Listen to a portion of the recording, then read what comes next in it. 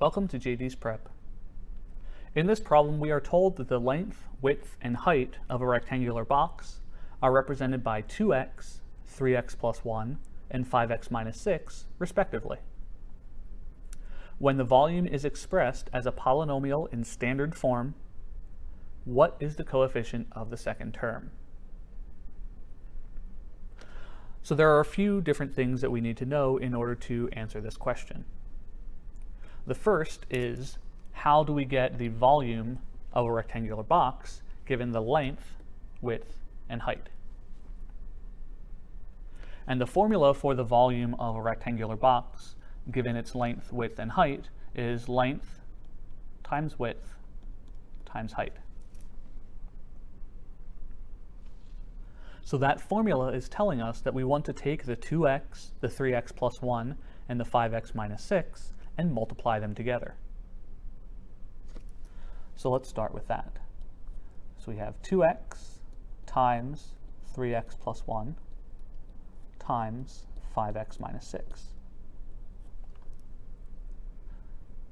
If I start off by distributing the 2x onto the 3x plus 1, I will end up with 6x squared plus 2x for my first factor times 5x minus 6.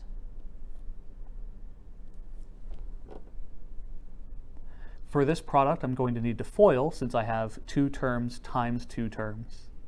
So I will have 6x squared times 5x, which is 30x cubed.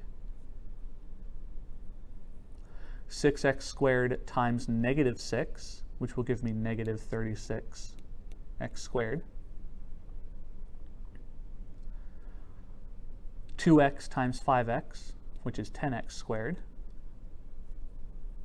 And then 2x times negative 6, which is minus 12x.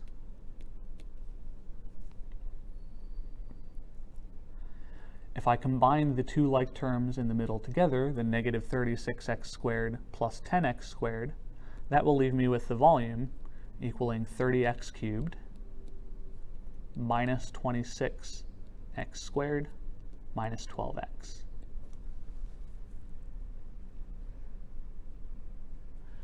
The other thing that we need to know, now that we have this in a polynomial form, is the idea of the standard form of a polynomial. Standard form of a polynomial means that you have the terms arranged in order with the highest exponent first, and then work your way down one power at a time.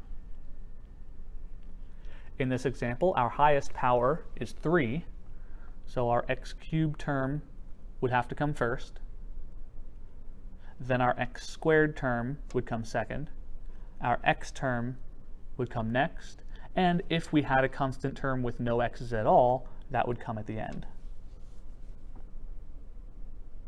So fortunately for us, when we multiplied our length times width times height together, we already have our polynomial in standard form.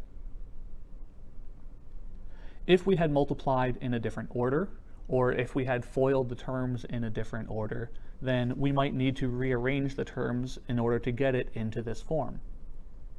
But the 30x cubed minus 26x squared minus 12x, this is the standard form of this polynomial for the volume.